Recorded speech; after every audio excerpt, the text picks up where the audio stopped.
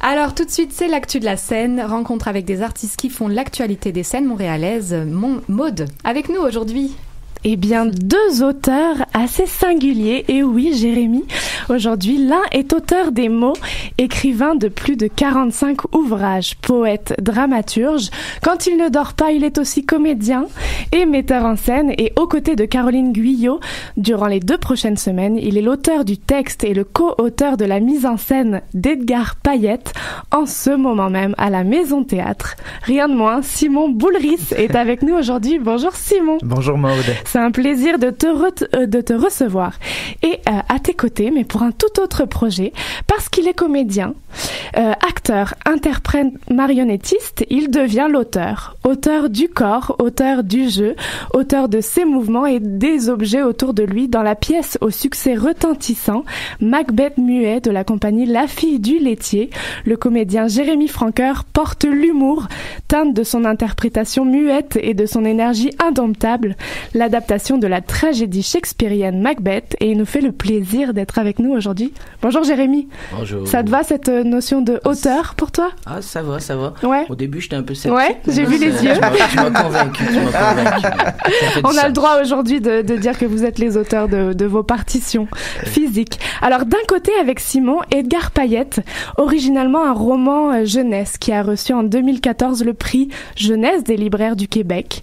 Roman qui, si je ne me trompe pas, mais tu vas nous en dire plus, démystifie l'autisme au travers de la relation de deux frères. C'est pas nommé clairement, Ouais. je nomme jamais l'autisme, mais il se trouve que l'élément déclencheur, c'est une rencontre que j'ai faite avec un enfant qui se trouve à être autiste, mais je ne le savais pas. Ça se reflète dans l'écriture, bien sûr. En fait, moi, ce qui m'a fasciné de lui, c'était sa flamboyance. C'est vraiment ça qui m'a attiré. Alors, juste pour mettre en contexte, on remonte à il y a 5 ans, à peu près 5-6 ans, je suis en France. Je découvre la ville de Lille à ce moment-là, que je ne connaissais pas, et c'est une ville où je vais constamment maintenant. Et il y a le metteur en scène, Caroline Guyot, donc, qui m'écrit sur Facebook pour me dire qu'elle monte un de mes textes avec des enfants de 10 ans, un texte publié à l'École des loisirs à Paris, donc qui circule beaucoup plus là-bas qu'ici. Et j'étais étonné, je fais ah oui mon Dieu, je suis de passage dans ta ville au bon moment pour aller assister à la répétition. Et ce matin-là, ben ça me tentait pas. Tu sais, des fois ça nous tente pas de faire du bénévolat le matin, surtout quand t'es en tournée de théâtre. J'étais là-bas pour jouer un spectacle, puis c'était ma matinée de congé. J'ai fait hey, tu peux pas dire non, ça se fait pas. Donc j'ai dit oui, et je suis tellement content d'y être allé parce que j'ai fait une rencontre absolument magnifique. Dans la voiture, on m'a prévenu, il y a un petit garçon, tu vas voir, qui se costume chaque jour pour aller aux ateliers. C'est l'Halloween chaque matin pour lui. Je trouvais ça déjà fascinant. Et quand j'ai ouvert la porte, j'ai vu donc tous les enfants. Et il y avait dans le lot un cow-boy. Puis mais j'ai pas de cow-boy dans ma pièce, donc j'étais très étonné. Et là, le petit cow-boy lève la main puis il me dit « Monsieur, vous aimez la paillette? Vous aimez le strass? Moi, j'adore le strass. » Et donc, c'est la première question qu'il m'a posée et j'ai trouvé ça absolument charmant.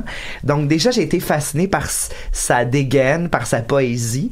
Et il se trouve que dans la pièce, il y avait le rôle de la fée-fille. Et c'est lui qui l'a joué. Alors, il a retiré son costume de cow-boy, il a enfilé sa robe de fée, et plutôt que de jouer face à moi, il a joué dos à moi. Alors, il jouait avec son ombre projetée sur le mur, et il y avait une petite partie improvisation, et devant tout le monde, il a dit « J'aime la vitamine C et les épinards ». Et donc, c'est la première phrase qui est issue dans le roman, c'est la vie d'Henri, le grand frère d'Edgar. Le petit frère qui est trop flamboyant, qui prend toute la place. Et j'ai vraiment eu cette idée-là en voyant les autres gérer le cas Edgar, qui prenait tout le plancher et qui avait beaucoup de respect, de protection, mais il y avait aussi, j'imagine, une petite part de jalousie qui est très saine quand t'es dans l'ombre de quelqu'un qui prend vraiment trop le plancher. Donc, ma première version, avant même que ça soit un roman, ça a été une pièce de théâtre. Donc, j'ai écrit une version qui s'appelait juste Payette. Et de Payette, je l'ai adapté en roman. C'est paru très, très vite. Je pense que 11 mois plus tard, après avoir rencontré Edgar, je suis retourné à Lille pour lui apporter le roman en main propre. C'est de loin l'œuvre que j'ai écrite le plus rapidement parce que j'étais rempli de cette rencontre-là. Et donc, la production théâtrale s'est réinspirée du roman qui a suivi. Donc, ça s'est contaminé, mais pour moi, je suis pas du tout sectaire quand j'écris roman-théâtre. J'aime ça que ça se contamine. Donc, dans la pièce, les prémices. Voilà, c'est la même prémisse, c'est la même histoire. Et il y a 2 versions. C'est important de mentionner que c'est une coproduction, Lille et Belleuil, donc l'arrière-scène où on a produit le spectacle. Et donc, c'était avec cette compagnie-là que j'étais en tournée. Et comme j'étais à Lille, puis Caroline travaille dans une compagnie qui s'appelle La Manivelle, donc on a coproduit.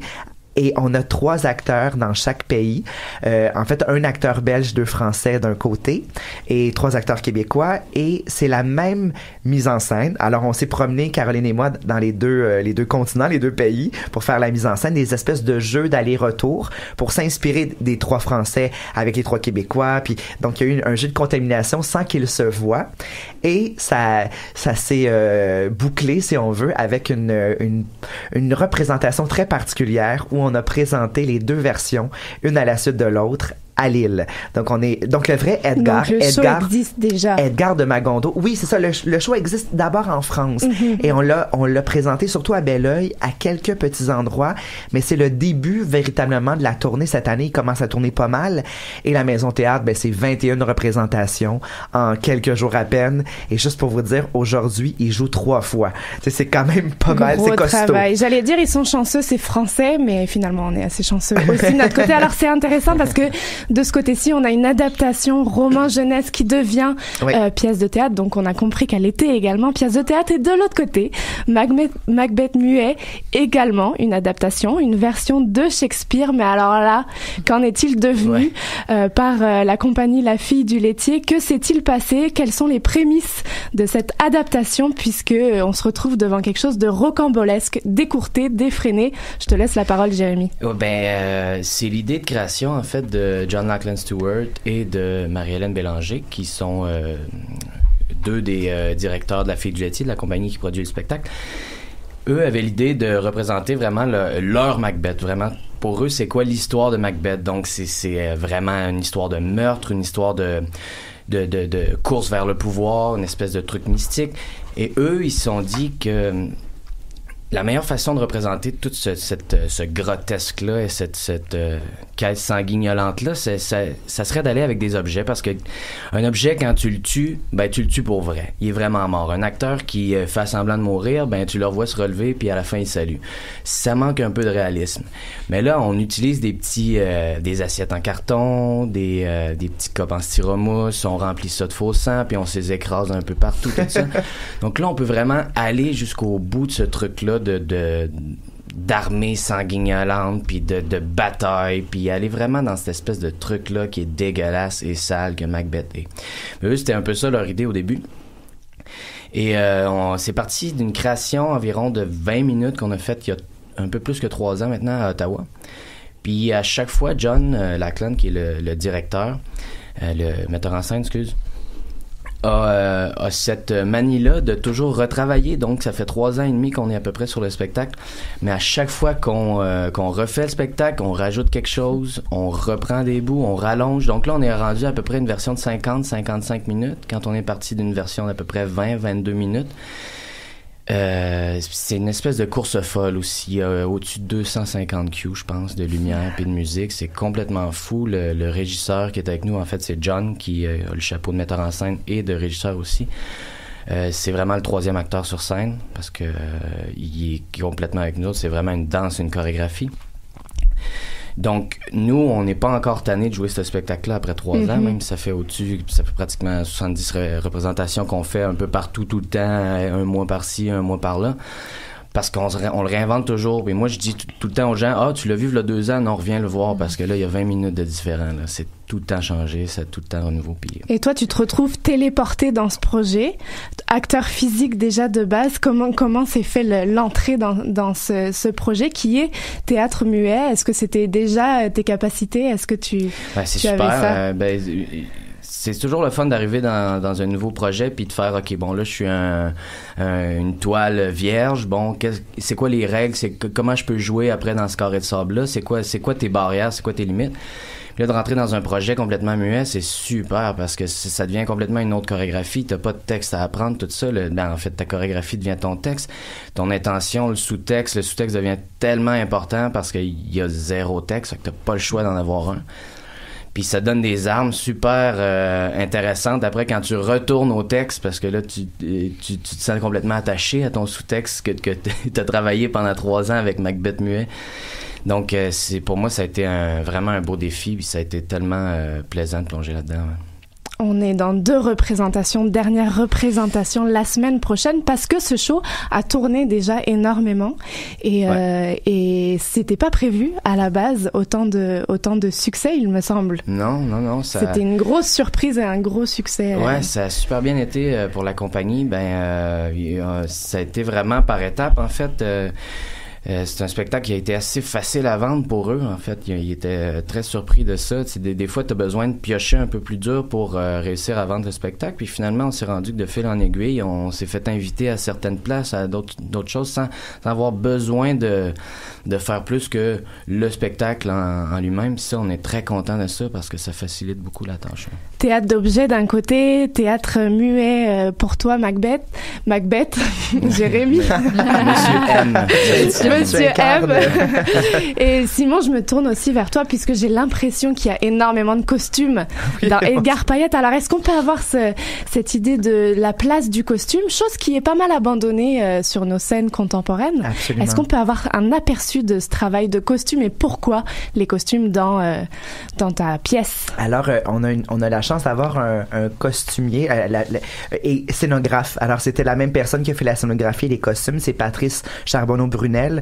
Et rapidement, Caroline et moi, en discutant, on a dit on doit orchestrer la pièce autour des costumes pour Edgar. On doit illustrer sa flamboyance et surtout sa créativité. Donc, on a conçu 2 vestiaires, 2 portants, amovibles, bien sûr, qui peuvent se transformer en plusieurs choses. Mais donc, on a 2 portants sur la scène. Et pour Edgar, et pour Henri, le grand frère, ce ne sont que des t-shirts blancs et des jeans bleus, sur lesquels on s'amuse à faire des projections sur les t-shirts très, très sobres. Et de l'autre côté, c'est presque un castelet. C'est le même portant, sauf qu'il y a un rideau de scène rouge derrière, duquel il fait des entrées théâtrales, parce que sa vie est un théâtre, Edgar. Et pour les costumes, c'est un feu roulant de couleurs et de textures. On a toutes les textures possibles. La fourrure, du tulle, du vinyle, du plastique. Il y a de tout, des vestes de sauvetage. Et à partir de ça, les créations se font à vue. Donc, on trouvait ça plus intéressant. Par exemple, Spider-Man, pour ne pas tomber dans le costume générique acheté chez Jean Coutu, ce qui est plus de l'ordre de Henri, le grand frère. Edgar, lui, va le créer avec une ceinture de sauvetage bleue, avec une cagoule de neige rouge, des bas de réchauffement bleu et 2 balles de laine blanche qu'il va déployer comme ça dans l'espace pour évoquer les toiles d'araignée. Et donc, c'est toujours ce procédé-là. Pour Zorro, c'est un sac poubelle qu'il va utiliser comme cape, un rideau de douche pour faire sa ceinture, la cravate à son père, il fait 2 trous là-dedans pour que ça devienne un masque, et son épée, c'est une réglisse noire, parce qu'on est dans la foulée de l'Halloween, donc toute la mythologie de l'Halloween est très présente, avec les chocolats. Son frère s'appelle Henry, puis il l'appelle O. Henry, la barre de chocolat qu'il peut manger constamment. Donc il y a un côté très pétaradant, ça foisonne de couleurs, c'est un arc-en-ciel de couleurs, mais c'est important qu'on voit toute cette créativité-là à partir de presque rien, à partir de ce qu'on a. La fameuse robe de mariée qui va enfiler un moment donné, c'est une robe qui a été faite en papier bulle, des vrais papier bulles pour entourer les télévisions dans des boîtes. Donc, c'est vraiment du seconde main, du recyclage, et c'est le théâtre qui m'intéresse le plus. C'est ça, pour toi, auteur, pour toi, metteur en scène, quel est le pouvoir du vêtement, du costume, de l'accessoire? Et je me retournerai aussi vers Jérémy, pour un comédien, quel est le pouvoir et à quoi sert cet objet sur scène, Simon? En fait, je pense que le plaisir de jouer, tu sais, un enfant là, tu sais, quand il veut s'amuser, il prend un élément qui est souvent pas le bon.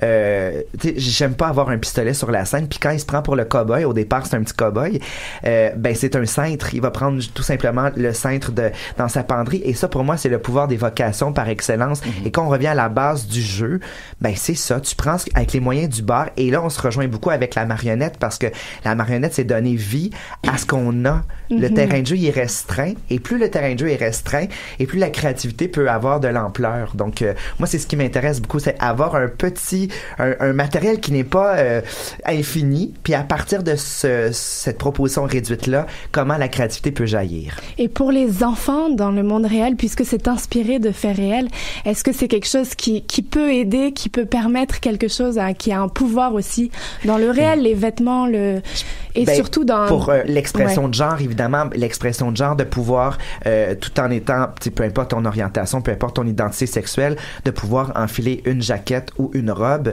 Moi, je le revendique depuis toujours, et j'ai été un enfant qui portait beaucoup les robes de sa sœur, juste et sincèrement pour le plaisir de voir le tissu voler autour de soi, pour la transformation, pour la sensation tout à fait unique de porter un vêtement qui est lousse. J'enviais ce décomplexage-là de ma sœur de porter une jaquette. Donc, c'était vraiment dans l'expressivité du vêtement.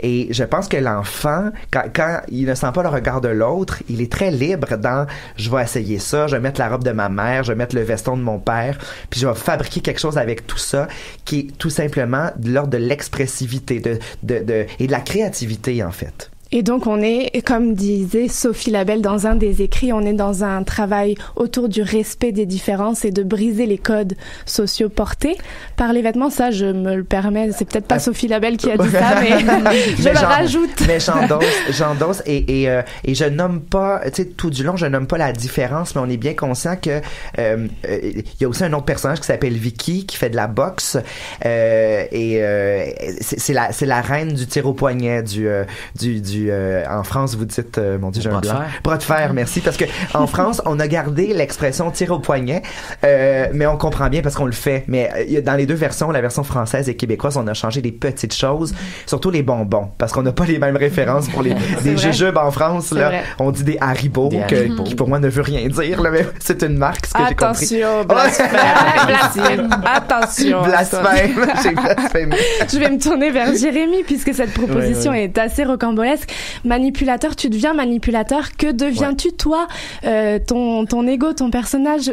Ah ouais. Où vont-ils? Est-ce que tu es Macbeth? Qu'est-ce qui se passe? Oui, ben, dans le fond, c'est un théâtre d'objets. Ouais. Souvent, on dit marionnette, tout ça, mais c'est peut-être plus proche du pantomime parce qu'il n'y a pas de marionnette à proprement dit. Tu sais, il y a un gant de hockey, il y a des assiettes, comme je disais, il y a des couteaux, des fois, qu'on fait vivre. Mais il n'y a pas de marionnette comme telle avec les fils ou à l'image claire qu'on l'entend, là. Donc on prête vie aux objets. Oui, c'est ça. C'est donc, quand on parle de nappe, costumes, toutes ces affaires-là, bon, c'est la même affaire. Des fois, il y a une nappe qui devient quelque chose qui va t'étrangler, et ensuite, ainsi de suite. Bref.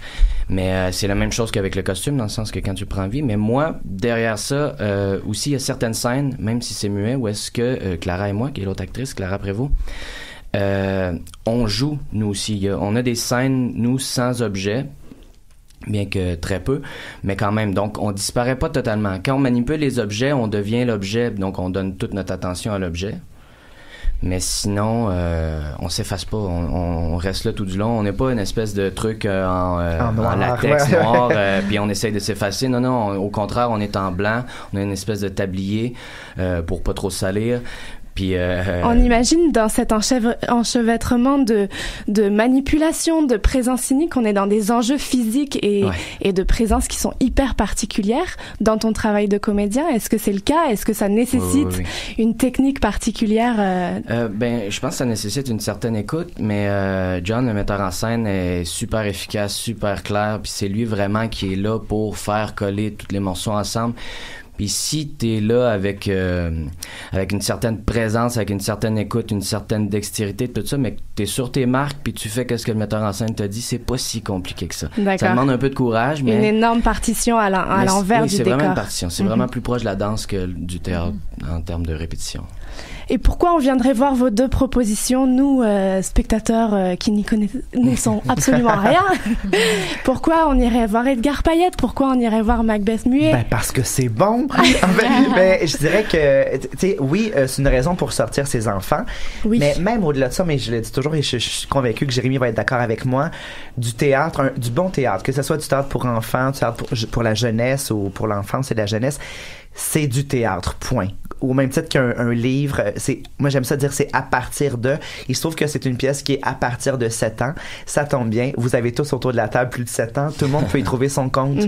Donc, pour le jeu des acteurs, pour leur générosité, pour et la créativité qui prend vie devant. Je pense que c'est assez inspirant de voir que on n'a aucun moyen, Edgar n'a aucun moyen financier pour ses costumes et néanmoins ses costumes sont plus flamboyants que ceux achetés de son frère pour l'Halloween. Donc, je trouve que ça dit quelque chose d'assez noble sur la créativité en fait.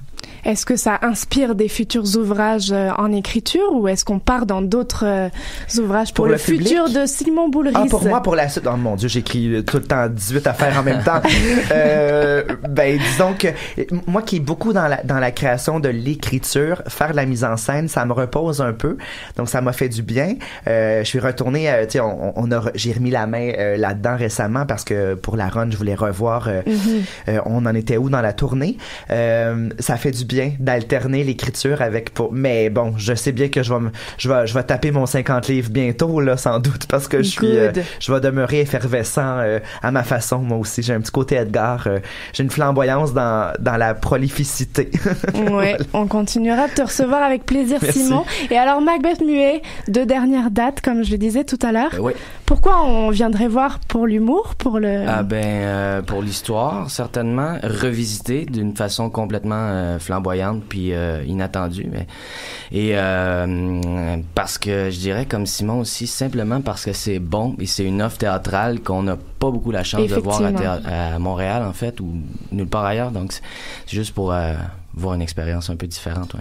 Et j'avais envie aussi de rajouter pour découvrir la compagnie La Fille du Laitier, si on la connaît pas encore. Oui. C'est une compagnie qui est née en 2015. Ils sont 3 à l'avoir cofondée. Oui. Et ils travaillent à être une porte d'entrée à l'art vivant dans le quotidien des citoyens. Ça vaut la peine. Ils font des tournées à Montréal et dans une espèce de food truck qu'ils ont aménagé pour que ça soit une scène. Donc, si vous croisez leur nom, foncez. J'aime tellement leur nom. Mon Dieu, que je trouve ça La Fille du Laitier. Donc, c'est vraiment faire découvrir des œuvres et des courants théâtraux dans l'esprit de liberté ouvert aux folies de l'imaginaire. Il faut aller voir La Fille du Laitier. Il faut aller voir les 2 shows. Merci à tous les 2 d'avoir été là et de nous avoir donné un petit aperçu, un petit goût de votre futur. Rappelons donc les dates. Edgar Payette est depuis le 20 mars à la Maison Théâtre et jusqu'au 31 mars prochain. Il s'agit d'une coproduction franco-québécoise, l'arrière-scène et la Manivelle Théâtre. Et 2 dernières chances de voir Macbeth Muet, si vous l'avez pas encore compris, de la super compagnie La Fille du Laitier, les 28 et 29 mars prochains au Petit Outremont, Théâtre d'Outremont. Voilà. Merci à tous les 2. Courte virgule musicale avec le titre Chère Aline du groupe le Winston Band. Merci d'être avec nous. Vous écoutez Danscussion & Co et nous sommes le vendredi 22 mars 2019.